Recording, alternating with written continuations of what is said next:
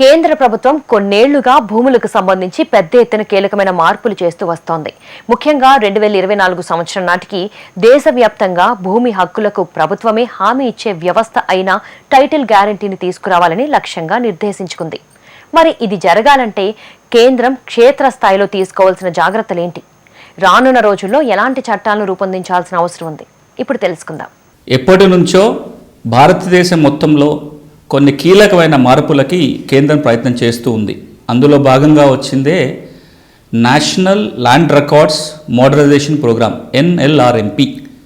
దాంట్లో కొన్ని సవరణలు చేస్తూ మార్పు చేర్పులు చేస్తూ గత 7-8 ఏళ్లుగా ఇంకొక కొత్త పథకాన్ని కేంద్రం అమలు చేస్తుంది. అదే DILRMP, digital India land records modernization programme. ఈ కార్యక్రమం యొక్క లక్ష్యం ఏంటంటే 2024 నాటికి, అంటే ఇంకో రాబోయే ఈ సంవత్సరన్నర కాలంలో దేశమంతా కూడా టైటిల్ గ్యారంటీ వ్యవస్థ రావాలి. అంటే ఏంటి? భూమి హక్కులకి ప్రభుత్వమే హామీ ఇచ్చే వ్యవస్థ. భూ యజమానికి ప్రభుత్వం ఒక పట్టా ఇస్తే ఆ పట్టాకి ప్రభుత్వమే హామీగా ఉండే చట్టం. అది జరగాలి అంటే భూమి రికార్డులన్నీ కూడా వాస్తవ పరిస్థితులకి అద్దం పట్టేలాగా ఉండాలి. ప్రతి భూ కమతానికి, ప్రతి ఇంటి స్థలానికి ఒక ప్రత్యేక గుర్తింపు సంఖ్య, ఆ సంఖ్య ద్వారా ఎవరైనా సరే భూమి హద్దులని స్పష్టంగా గుర్తించేలాగా ఉండాలి.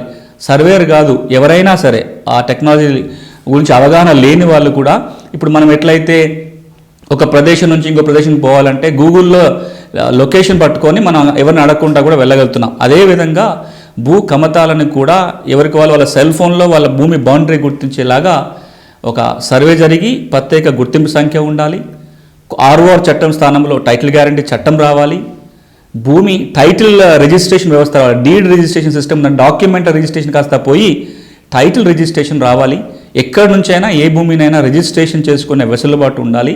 ఇవి కేంద్రం చెప్తున్న మార్పులు. అందుకోసం దాదాపుగా 11,000 కోట్ల రూపాయలను ఖర్చు చేయడానికి కూడా కేంద్రం సిద్ధపడింది. ఏ రాష్ట్రం డబ్బులు అడిగినా ఆ రాష్ట్రానికి కేటాయింపులు జరుగుతూ ఉన్నాయి. కానీ ఈ DILRMP కింద ఆశించిన ప్రగతి జరగట్లేదు, చాలా నత్తనడక జరుగుతుందని ఇటీవలనే పార్లమెంటరీ స్థాయి సంఘం కూడా అభిప్రాయపడింది. రాబోయే కొద్ది రోజులలో దీన్ని ఇంకా వేగవంతం చేస్తాము, ఇప్పుడు అన్ని ప్రిపరేటరీ వర్క్ జరిగింది కాబట్టి ఆశించిన ఫలితాలన్నీ కూడా 1 సంవత్సరం 2 సంవత్సరాల కాలంలో సాధించవచ్చు అని చెప్పి కేంద్ర గ్రామీణాభివృద్ధి శాఖ చెబుతుంది. ఎందుకంటే భూమి కేంద్ర గ్రామీణాభివృద్ధి శాఖ పరిధిలో వస్తుంది. కేంద్ర స్థాయిలో డిపార్ట్మెంట్ ఆఫ్ ల్యాండ్ రిసోర్సెస్ ఏదైతే ఉందో అది కేంద్ర గ్రామీణాభివృద్ధి శాఖలో అంతర్భాగంగా ఉంటుంది. ఇది ఒక పక్కనైతే, ఇక మరోది నీతి ఆయోగ్ సూచించినట్టుగా అన్ని రాష్ట్రాలు కూడా కొత్త కౌలు చట్టం చేసుకోవాలి అని కేంద్ర ప్రభుత్వం సూచిస్తుంది. కొత్త కౌలు చట్టం ముసాయిదా రూపొందించారు, అన్ని రాష్ట్రాలకు పంపారు. ఏ విధంగానైతే కొత్త టైటిల్ గ్యారంటీ ముసాయిదాన్ని అన్ని రాష్ట్రాలకు పంపారో కొత్త కౌలు చట్టం ముసాయిదాన్ని కూడా అన్ని రాష్ట్రాలకి పంపారు. ఇక మరొకటి, దేశవ్యాప్తంగా కూడా భూ వినియోగ విధానం ఉండాలి అని ఒక ప్రయత్నం జరుగుతుంది. కేంద్ర ప్రభుత్వం ఒక 4 రాష్ట్రాలలో పైలట్ నిర్వహిస్తుంది భూమి వినియోగ విధాన రూపకల్పన కోసం. ఎప్పటికైనా ప్రతి రాష్ట్రం కూడా ఒక ల్యాండ్ యూజ్ పాలసీ కనుక ఉన్నట్లయితే చాలా సమస్యలకి పరిష్కారం దొరుకుతుంది. ప్రగతి చాలా వేగవంతంగా జరుగుతున్న ఈ రోజులలో వ్యవసాయ ఆహార భద్రతని కాపాడుకుంటూనే పారిశ్రామికీకరణ, ఇతర డెవలప్మెంట్ జరగాలి. కాబట్టి ఈ భూమి వినియోగ విధానం ఉండాలి అనేది కేంద్రం చెప్తున్న మాట. ఇక ఇప్పుడు రాబోయే సంవత్సరాల కాలంలో ఇంకేం చేస్తే బాగుంటుంది?